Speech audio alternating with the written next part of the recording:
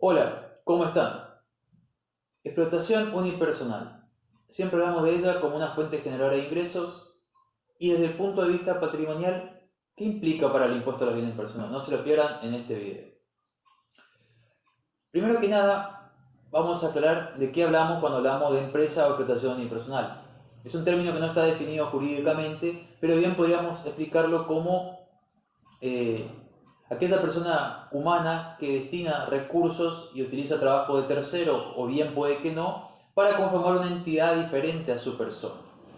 Es decir, una persona que ya no, una persona física que luego de la utilización de estos recursos, del trabajo de los demás, ya no destaca por su conocimiento, por su persona en sí misma, sino que lo que genera ingresos y lo que resalta es la entidad que ha formado. Bien, podemos resaltar el caso de una persona, hablando de mi profesión como contador, que luego cuando tiene un estudio contable, varias personas a su cargo, ¿no es cierto? Y que haya invertido un capital. Entonces, más allá de eso, lo que nos interesa acá es cómo evaluar una explotación unipersonal. En el impuesto a los bienes personales, la explotación se le da más o menos un tratamiento similar que a las sociedades que realizan balances comerciales. ¿Por qué? Porque en estas sociedades se toma el patrimonio neto, es decir, lo que considera capital el impuesto a los bienes personales, y más o menos algunos ajustes de acuerdo a las cuentas que tengan los socios, se determina la participación de cada uno en ellas y por esto se tributa el impuesto. En cambio, en la explotación unipersonal, el titular es uno solo, es decir, el 100% de la participación va a estar en su cabeza. ¿Y por qué digo que el tratamiento es similar? Porque se habla de capital al 31 de diciembre, que va a resultar de ser el activo menos el pasivo. Es decir, una persona titular de una explotación unipersonal va a tributar por el capital que tenga el 31 de diciembre del respectivo año. ¿Y cómo lo calcula? Haciendo activo menos pasivo, ¿no es cierto? Bien, ahora la cuestión es cómo calculamos esos pasivos y cómo calculamos esos activos. Bueno, la ley del impuesto a los bienes personales, como ustedes sabrán, no nos habla de pasivos en ningún momento, pero a la hora de evaluar este tipo de explotaciones nos permite componer el pasivo hablando mal y pronto de dos tipos de, de deudas que pueden generarse. Una en sí son las deudas y provisiones, cierto tipo de provisiones, digamos, de vengada que todavía no son exigibles, pero se lo serán en el futuro. Y por otro lado, aquellos adelantos que hayamos recibido también van a configurar un pasivo. Cabe destacar que cuando hablamos de deuda también estamos hablando de sus intereses. Y son deudas en moneda extranjera valuadas, ¿no es cierto?, pasadas a pesos al tipo de cambio vendedor a la fecha de cierre. ¿No es cierto? Claro, es decir, como si fuera a comprar el dinero para poder saldar esa deuda. Es el tipo de cambio que estoy utilizando.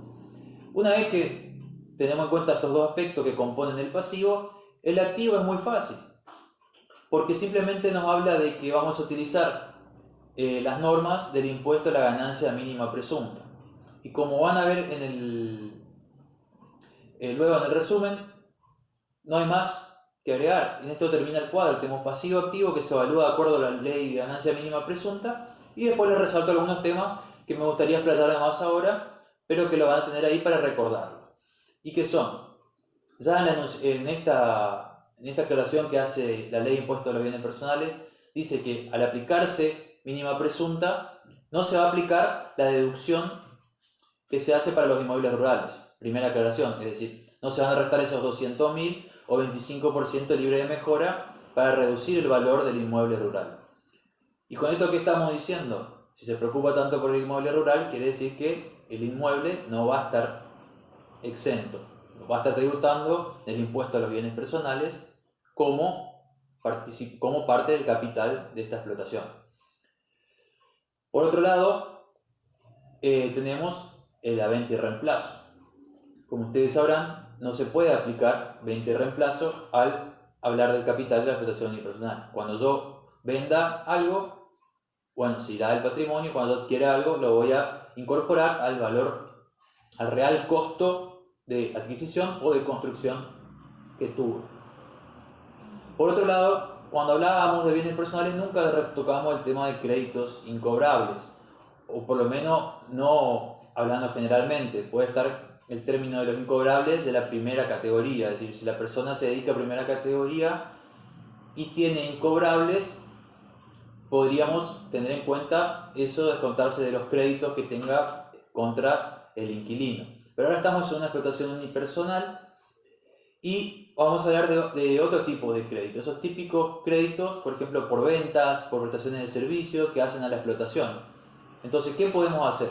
Lo que nos permite el aplicar la ley de ganancia mínima presunta para valorar el activo es que podamos restarnos aquellos que son incobrables según los criterios del impuesto a las ganancias. Es decir, no aplicar esa previsión, restar directamente los incobrables del ejercicio que cumplan con los requisitos de la ley del impuesto a las ganancias. Por otro lado, tenemos que tener en cuenta diferentes bienes, y acá ya no voy a explayarme mucho, sino que ustedes vayan, a medida que van viendo cómo se evalúa cada uno de los bienes en la ley de ganancia mínima presunta, van a ver que por ahí les saltan diferentes cuestiones o se dan cuenta de situaciones particulares, como ser, por ejemplo, exenciones. Cuando ustedes están en mínima presunta van a ver que los bienes inmateriales se evalúan de una determinada manera. Y si van al impuesto a los bienes personales, como persona, van a ver que bienes inmateriales se encuentran exentos. Y bueno, estas son las principales consideraciones que quiero darles antes de que aborden el tema de la evaluación de la explotación unipersonal y que sepan, la idea era que sepan de qué es una explotación unipersonal, cómo se debe evaluar y bueno, ahora que usted aplicar las normas de evaluaciones generales ya sin las complicaciones o con estas aclaraciones que yo les hice al respecto. Recuerden que para todos los casos, ya sea explotación unipersonal o estemos hablando de otras sociedades, las participaciones que haya dentro de otras, que tengan de otras sociedades que tributan el impuesto como responsable sustituto, no tienen que ser computadas. Es decir, si yo tengo una explotación unipersonal y una inversión es en participaciones en una SA, bueno, eso no voy a tener que incluirlo dentro del capital que compone a la explotación unipersonal. Bueno, espero que les haya servido y les dejo con un breve repaso de lo que vimos hasta ahora en una filmina, dos filminas que abarcan todo lo que vimos hasta ahora. Así que vamos para allá. Y acá está lo que les decía. Bueno, la explotación unipersonal, empresa de explotación unipersonal, el impuesto de los bienes personales, la titularidad es del 100%, ¿no es cierto?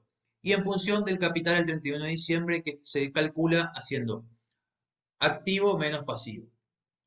Es decir, y también se procede así para empresas que no se den registros que le permitan confeccionar balances comerciales. ¿Qué cosa? El activo menos pasivo. A su vez, como les había comentado al final, disminuido en el monto de las participaciones en sociedades regidas por la ley 19.550. Entonces, queda clarísimo. Yo soy titular de una explotación unipersonal, voy a calcular el capital al 31 de diciembre haciendo activo menos pasivo. Como les había comentado, es similar el tratamiento que se le da a las sociedades y demás sujetos que realizan balances comerciales, ya que estos tienen un patrimonio neto y sobre este se calcula en la participación de los socios con más o menos ajustes, más o menos ciertos ajustes que yo les había comentado. Y la pregunta más importante, ¿cómo se evalúa el activo y el pasivo? Según establece el artículo 22 del decreto y de atrás hacia adelante, porque es lo más fácil, el pasivo va a estar compuesto por las deudas y provisiones para hacer frente, ¿no es cierto?, a las diferentes obligaciones de la actividad. ¿No es cierto? Como yo les decía, que tienen que ver con aquellas que fueron devengadas y no exigibles a la fecha de cierre. Y debiendo incluir intereses devengados a esa fecha, y si fueron de moneda extranjera, deben ser evaluadas al tipo de cambio vendedor. Y a su vez los importes correspondientes a los beneficios percibidos por adelantados y a realizar en ejercicio futuro. Lo que vimos. El activo dice que se va a determinar, ¿no es cierto?, evaluando, se va a determinar el capital que vimos, evaluando el activo de acuerdo con las disposiciones establecidas del artículo 4 de la ley de impuesto a las ganancias. Y acá yo saco, pero, para diferenciarlo acá, pero agrega sin la deducción establecida en el inciso B en determinado párrafo, que es el que habla de los inmuebles rurales. Es decir, no hay deducción para los inmuebles rurales, como les dije, y se pierde la exención.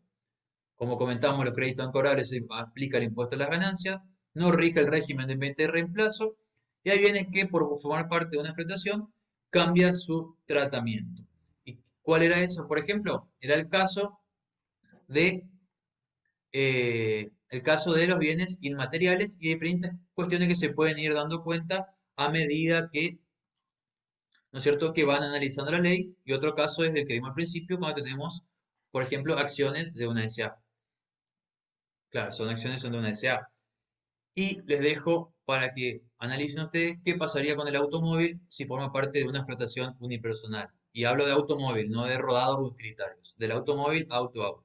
Así que bueno, hasta acá llega el video con estas filminas. Espero que les sea de utilidad y cualquier cuestión que les surja aplicando las reglas, las normas del impuesto a la ganancia mínima presunta para valorar el activo, me las dejan y los analizamos después un poquito con más profundidad.